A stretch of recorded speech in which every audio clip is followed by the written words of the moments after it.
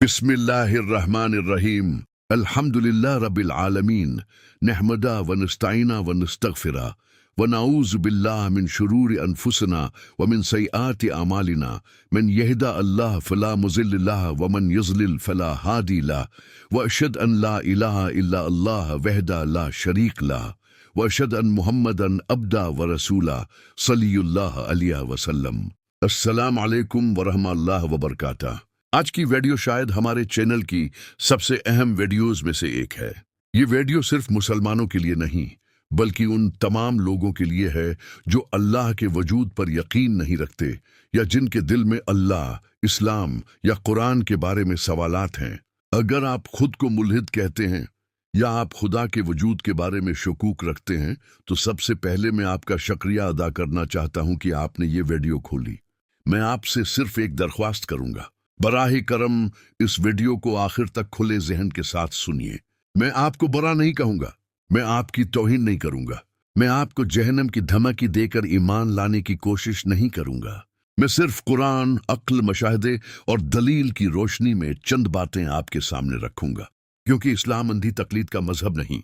इस्लाम बार बार इंसान को सोचने, गौर करने और सवाल करने की दावत देता है। कुरान करीम में अल्लाह ताला बार बार फरमाते हैं, क्या तुम गौर नहीं करते? क्या तुम अक्ल से काम नहीं लेते? क्या तुम आसमानों और जमीन में नहीं देखते? यानी इस्लाम इंसान को सोचने से नहीं रोकता बल्कि सोचने की दावत देता है। डॉक्टर जाकिर नाइक भी अक्सर कहते हैं, अगर कोई शख्स सच्चाई की तलाश में मुखलिस हो तो उसे दलील सुनने से कभी नहीं घबराना चाहिए। इसीलिए आज हम किसी बहस को जीतने के लिए नहीं बैठे। हमारा मकसद सिर्फ एक है, हक की तलाश। सबसे पहले एक बात समझना बहुत जरूरी है, हर मुल्हिद एक जैसा नहीं होता। बहुत से लोग अल्लाह से नफरत की वजह से मुल्हिद नहीं बनते बल्कि मुख्तलिफ वजूहात की बना पर उनके दिल में सवाल पैदा होते हैं। कुछ लोग कहते हैं, हमने अल्लाह को कभी देखा नहीं इसलिए हम यकीन कैसे करें। कुछ कहते हैं, अगर अल्लाह मौजूद है तो दुनिया में इतना जुल्म क्यों है। कुछ कहते हैं, साइंस ने खुदा की जरूरत खत्म कर दी है। कुछ कहते हैं, हमने मजहब के नाम पर नफरत, जंगें या गलत रवैये देखे इसलिए मजहब पर एतमाद नहीं रहा।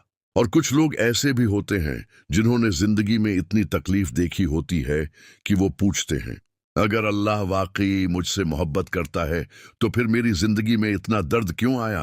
अगर आपके दिल में भी कभी ऐसे सवाल आए हैं तो जान लीजिए आप अकेले नहीं हैं। तारीख में बड़े बड़े फलसफियों ने भी यही सवाल किए, लेकिन हर सवाल का एक जवाब भी होता है। आइए सबसे पहले एक बहुत बुनियादी सवाल से आगाज करते हैं, क्या ये पूरी कायनात वाकई खुद ब खुद वजूद में आ सकती है? जरा अपने हाथ में मौजूद मोबाइल फोन को देखिए। इसमें लाखों लाइनों पर मुश्तमिल सॉफ्टवेयर है, इंतहाई बारीक सर्किट्स है, कैमरा है, मेमोरी है, बैटरी है। अगर कोई शख्स आपसे कहे कि ये मोबाइल किसी फैक्ट्री में नहीं बना, ये लाखों साल तक धमाकों और इत्तेफाकात के नतीजे में खुद ब खुद वजूद में आ गया, क्या आप यकीन करेंगे? यकीनन नहीं। क्यों? क्योंकि जब भी हम किसी मुनज़्ज़म चीज को देखते हैं तो फौरन समझ जाते हैं कि उसका कोई बनाने वाला जरूर है। डॉक्टर जाकिर नाइक अक्सर यही मिसाल देते हैं कि अगर एक सादा घड़ी भी खुद ब खुद नहीं बन सकती तो फिर ये हैरतंगीज कायनात जिसमें अरबों कहकशाएं, सतारे, सयारे और इंतहाई पेचीदा कवानीन मौजूद हैं, वो बगैर किसी खालिक के कैसे वजूद में आ सकती है। ये सिर्फ मजहब की बात नहीं, ये अक्ल की बात है। कुरान भी यही सवाल करता है, क्या ये लोग बगैर किसी पैदा करने वाले के खुद पैदा हो गए या ये खुद अपने पैदा करने वाले हैं? सूरह तौर 35। जरा इस आयत पर गौर कीजिए। इंसान खुद को पैदा नहीं कर सकता, कोई चीज खुद को वजूद नहीं दे सकती। हर पैदा होने वाली चीज का कोई ना कोई सबब होता है। यही वो उसूल है जिसे फलसफे में सबब और मुसब्बिब यानी कॉज एंड इफेक्ट कहा जाता है। अगर हर चीज का एक सबब है तो फिर पूरी कायनात का सबब क्या है? कायनात खुद अपना सबब नहीं हो सकती, क्योंकि जो चीज वजूद में आई हो वो अपने वजूद से पहले खुद को पैदा नहीं कर सकती। इसीलिए हमें एक ऐसे खालिक की जरूरत पड़ती है जो खुद मखलूक ना हो, जो हमेशा से मौजूद हो, जो वक्त, जगह और मादे का मोहताज ना हो। इस्लाम इसी हस्ती को अल्लाह कहता है। और यहाँ एक बहुत मशहूर सवाल पूछा जाता है, अगर हर चीज को किसी ने पैदा किया है तो फिर अल्लाह को किसने पैदा किया? ये शायद दुनिया में सबसे ज्यादा पूछा जाने वाला सवाल है। लेकिन इस सवाल में ही एक गलत मफरूजा मौजूद है। हमने ये नहीं कहा कि हर चीज को किसी ने पैदा किया। हम कहते हैं कि हर वो चीज जो वजूद में आई है उसका कोई सबब है। अल्लाह वजूद में आने वाली हस्ती नहीं, अल्लाह हमेशा से मौजूद है।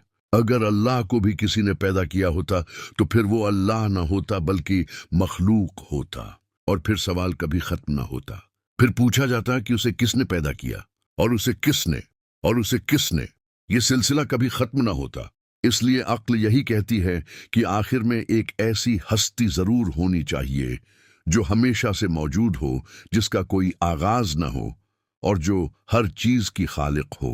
कुरान इसी हकीकत को नहायत मुख्तसर अल्फाज में बयान करता है। वही अव्वल है, वही आखिर है। और सूरह इखलास में फरमाया, न वो किसी से पैदा हुआ और न उससे कोई पैदा हुआ। यही वो तसव्वुर है जो इस्लाम पेश करता है। अब एक और अहम सवाल की तरफ आते हैं जो बहुत से मुल्हिद हजरात पूछते हैं। साइंस ने तो खुदा की जरूरत खत्म कर दी है, ये बात अक्सर सुनने में आती है, लेकिन क्या वाकई ऐसा है? सबसे पहले हमें यह समझना होगा कि साइंस का काम क्या है।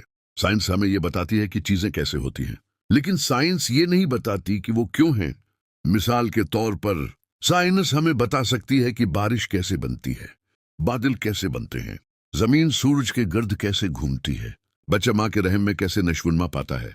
लेकिन साइंस ये नहीं बता सकती कि ये कवानीन आखिर बनाए किसने। फिजिक्स के कवानीन इतने दरस्त क्यों हैं? कशिश सिकल की ताकत जरा सी ज्यादा या कम क्यों नहीं? जमीन सूरज से बिल्कुल मुनासिब फासले पर ही क्यों है? अगर जमीन सूरज के जरा सा करीब होती तो जिंदगी जल जाती, अगर जरा सी दूर होती तो हर चीज जम जाती। हवा में ऑक्सीजन तकरीबन 21% ही क्यों है? अगर बहुत ज्यादा होती तो मामूली चंगारी से पूरी दुनिया आग पकड़ लेती, अगर बहुत कम होती तो इंसान सांस ही न ले सकता। ये सब महज इत्तेफाक है या किसी हिकमत और मंसूबा बंदी का नतीजा?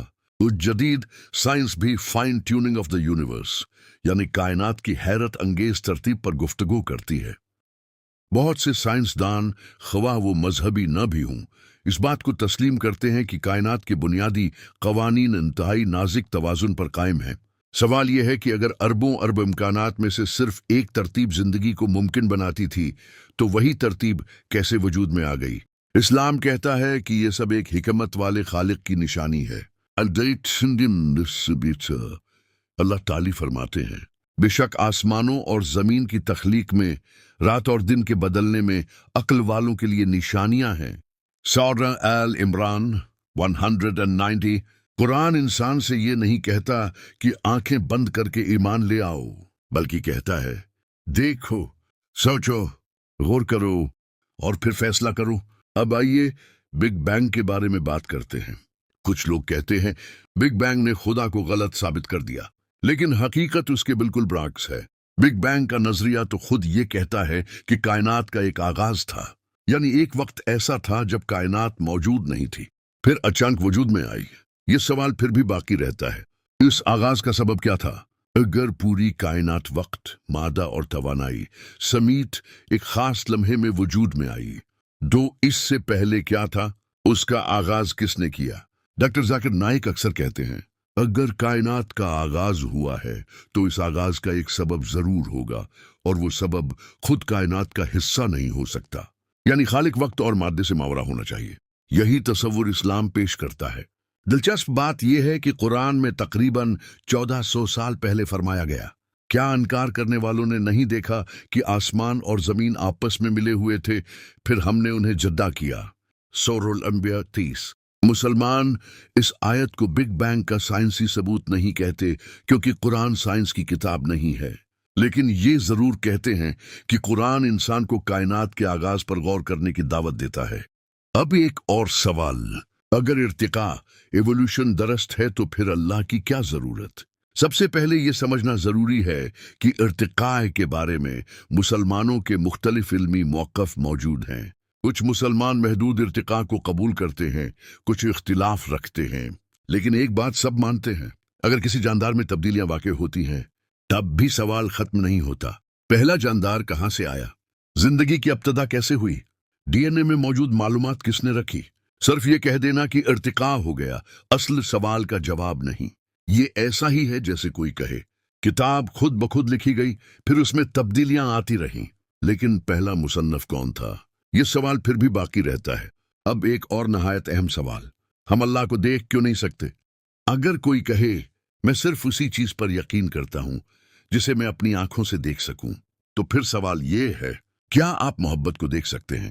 کیا آپ عقل کو دیکھ سکتے ہیں؟ کیا آپ کشش ثقل کو دیکھ سکتے ہیں؟ کیا آپ بجلی کو دیکھتے ہیں؟ ہم ان چیزوں کو براہ راست نہیں دیکھتے، ہم ان کے اثرات دیکھتے ہیں۔ ہوا نظر نہیں آتی، لیکن درختوں کے ہلتے ہوئے پتے ہمیں بتاتے ہیں کہ ہوا موجود ہے۔ اسی طرح اللہ تعالی کو دنیا میں آنکھوں سے دیکھنا ممکن نہیں، لیکن اس کی نشانیاں ہر طرف موجود ہیں۔ کائنات، انسانی جسم، ڈی این اے، ضمیر، عقل، یہ سب ہمیں خالق کی طرف اشارہ کرتے ہیں۔ اسی لیے قرآن بار بار فرماتا ہے، ہم انہیں اپنی نشانیاں آفاق میں بھی دکھائیں گے اور ان کے اپنے نفسوں میں بھی، یہاں تک کہ ان پر واضح ہو جائے گا کہ یہی حق ہے۔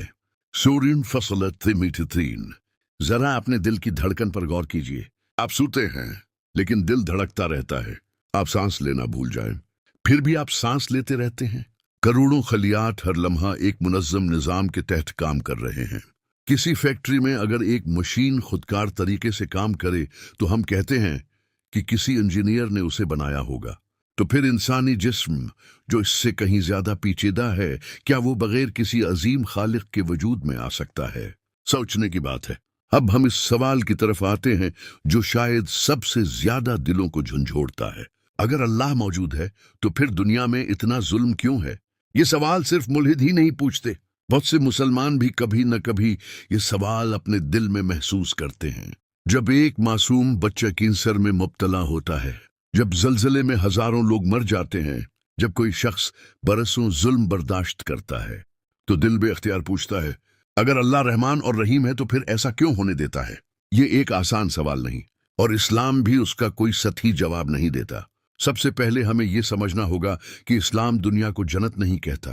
اللہ تعالی نے قرآن میں کبھی وعدہ نہیں کیا کہ دنیا میں ہر اچھے انسان کو صرف خوشیاں ملیں گی، بلکہ فرمایا، اور ہم ضرور تمہیں آزمائیں گے، کچھ خوف، بھوک، مال، جانوں اور پھلوں کے نقصان سے، اور صبر کرنے والوں کو خوشخبری دے دو۔ سورہ البقرہ 125۔ یعنی یہ دنیا امتحان ہے، انعام کی جگہ نہیں۔ سوچئے، اگر اس دنیا میں کبھی بیماری نہ ہوتی تو رحم اور خدمت کا جذبہ کیسے پیدا ہوتا؟ اگر کبھی غربت نہ ہوتی تو سخاوت اور صدقہ کیا معنی رکھتے؟ اگر کبھی ظلم نہ ہوتا تو انصاف کی قدر کیسے معلوم ہوتی؟ اگر انسان کو ہمیشہ ہر خواہش فوراً مل جاتی تو صبر، توکل اور اللہ پر بھروسہ کہاں رہ جاتا؟ یہ ہرگز نہیں کہ ہم تکلیف کو پسند کریں یا ظلم کو درست سمجھیں۔ اسلام تو ظلم کے خلاف کھڑے ہونے کا حکم دیتا ہے، لیکن اسلام یہ بھی بتاتا ہے کہ یہ دنیا آخری منزل نہیں۔ اگر صرف یہی زندگی ہوتی تو واقعی بہت سے سوالوں کا جواب نہ ملتا، لیکن اسلام کہتا ہے کہ ایک آخرت بھی ہے، جہاں ایک ایک آنسو کا حساب ہوگا، جہاں ایک ایک ظلم کا انصاف ہوگا، جہاں ایک معصوم بچے کے ہر درد کا بدلہ اللہ اپنی رحمت سے دے گا، جہاں کسی ظالم کو بغیر حساب کے نہیں چھوڑا جائے گا۔ اگر آخرت نہ ہو تو ہٹلر جیسے لوگ اور ایک نیک انسان کا انجام ایک جیسا ہو جائے، کیا یہ انصاف ہوگا؟ اسی لیے آخرت پر ایمان اسلام کے بنیادی عقائد میں شامل ہے۔ اب ایک اور سوال، اگر اللہ رحیم ہے تو پھر جہنم کیوں؟ یہ سوال بھی اکثر پوچھا جاتا ہے۔ اس کا جواب سمجھنے کے لیے ایک مثال لیتے ہیں۔ فرض کریں ایک شخص پوری زندگی قتل کرتا رہا، بچوں پر ظلم کرتا رہا، لوگوں کا مال لوٹتا رہا، اور مرنے سے پہلے کبھی توبہ بھی نہ کی۔ اگر اللہ ایسے شخص کو بھی بغیر حساب کے جنت میں داخل کر دے تو کیا یہ انصاف ہوگا؟ رحمت کا مطلب یہ نہیں کہ انصاف ختم ہو جائے۔ اللہ تعالی رحیم بھی ہیں اور عادل بھی ہیں۔ اسلام یہ نہیں سکھاتا کہ اللہ لوگوں کو جہنم میں بھیجنے کے بہانے ڈھونڈتا ہے، بلکہ قرآن میں بار بار اللہ کی رحمت کا ذکر آیا ہے۔ رسول اللہ نے فرمایا کہ اللہ کی رحمت اس کے غضب پر غالب ہے۔ اللہ انسان کو زندگی بھر موقع دیتا ہے، ہدایت بھیجتا ہے، انبیاء بھیجتا ہے، کتابیں نازل کرتا ہے، توبہ کا دروازہ کھلا رکھتا ہے، لیکن اگر کوئی شخص پوری زندگی جان بوجھ کر حق کو ٹھکرا دے تو پھر انصاف کا تقاضا بھی موجود ہے۔ اب ایک اور سوال، اگر اسلام سچا ہے تو دنیا میں اتنے مذاہب کیوں ہیں؟ یہ بہت اہم سوال ہے۔ اسلام یہ نہیں کہتا کہ ہر شخص جھوٹ بول رہا ہے، بلکہ قرآن بتاتا ہے کہ اللہ تعالی نے مختلف قوموں کی طرف مختلف زمانوں میں انبیاء بھیجے۔ حضرت نوح علیہ السلام، حضرت ابراہیم علیہ السلام، حضرت موسیٰ علیہ السلام، حضرت عیسی علیہ السلام اور آخر میں حضرت محمد۔ اسلام کے مطابق اصل پیغام ہمیشہ ایک ہی تھا، صرف ایک اللہ کی عبادت کرو، لیکن وقت کے ساتھ بہت سی تعلیمات میں انسانوں نے تبدیلیاں کر دیں۔ اسی لیے قرآن اپنے آپ کو آخری محفوظ کتاب قرار دیتا ہے، اور 1400 سال گزرنے کے باوجود آج بھی قرآن اسی زبان اور اسی الفاظ کے ساتھ موجود ہے۔ یہ بھی غور کرنے کی بات ہے۔ ڈاکٹر ذاکر نائک اکثر ایک خوبصورت بات کہتے ہیں، اگر آپ واقعی سچائی کے طالب ہیں تو اپنی پسند کے مطابق نہیں بلکہ دلیل کے مطابق فیصلہ کریں۔ یہی قرآن کا بھی انداز ہے۔ قرآن کبھی یہ نہیں کہتا کہ صرف اپنے آباء و اجداد کی اندھی تقلید کرو، بلکہ بار بار پوچھتا ہے، اگر تمہارے آباء و اجداد غلطی پر ہوں تب بھی کیا تم انہی کے پیچھے چلو گے؟ یعنی اسلام انسان کو سوچنے، تحقیق کرنے اور پھر فیصلہ کرنے کی دعوت دیتا ہے، اور یہی ایک سچے طالب حق کی نشانی ہے۔ اب ایک لمحے کے لیے اپنے دل سے ایک سوال کیجئے، اگر واقعی اللہ موجود ہے اور میں نے اپنی پوری زندگی صرف اس لیے اس کا انکار کیا کہ میں نے کبھی اس کے بارے میں غیر جانبداری سے تحقیق ہی نہیں کی، تو میرا نقصان کتنا بڑا ہوگا؟ اور اگر میں سچے دل سے حق کی تلاش کروں اور اللہ واقعی موجود ہو تو کیا وہ مجھے راستہ نہیں دکھائے گا؟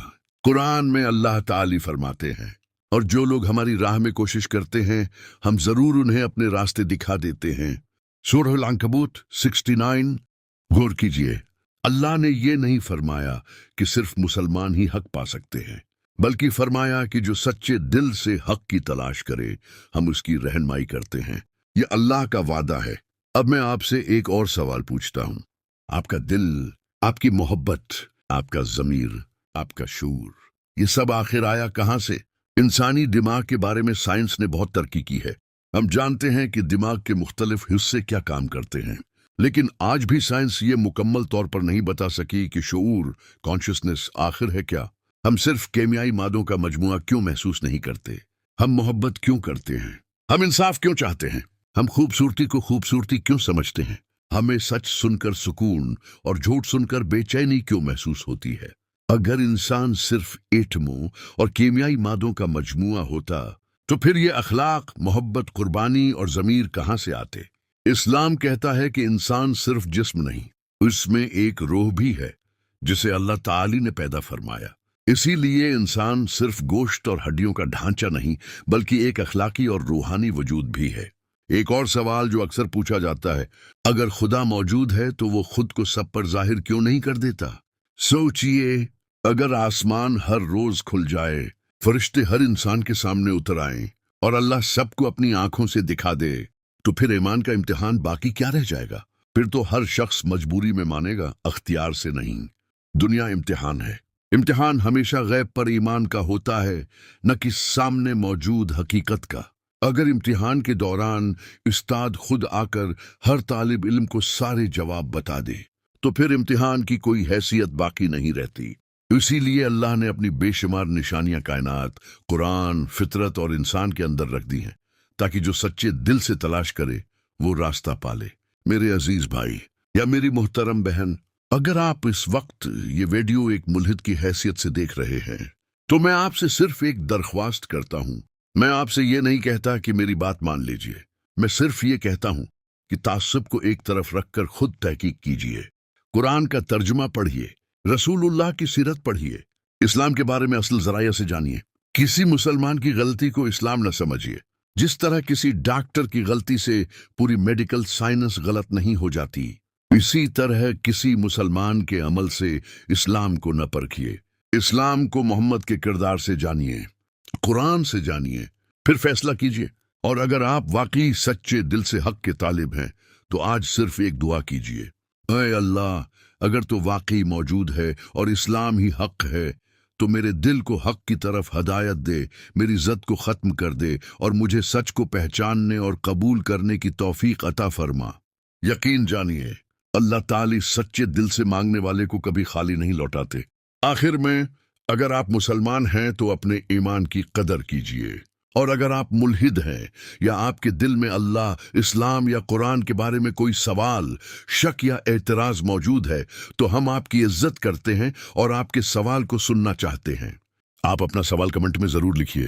انشاءاللہ ہم قرآن، صحیح احادیث، عقل اور مستند دلائل کی روشنی میں آپ کے ہر سوال کا جواب دینے کی پوری کوشش کریں گے۔ ہمارا مقصد کسی سے بحث جیتنا نہیں، بلکہ حق کو واضح کرنا اور مل کر سچائی کی تلاش کرنا ہے۔ اگر آپ کو یہ ویڈیو فائدہ مند لگی ہو تو اسے ضرور شیئر کیجیے۔ ہو سکتا ہے آپ کے ایک شیئر کی وجہ سے کسی کے دل میں ایمان کی روشنی پیدا ہو جائے۔ اللہ تعالی ہم سب کو حق کو پہچاننے، اس پر عمل کرنے اور اسی پر دنیا سے رخصت ہونے کی توفیق عطا فرمائے۔ آمین یا رب العالمین۔ السلام علیکم ورحمۃ اللہ وبرکاتہ۔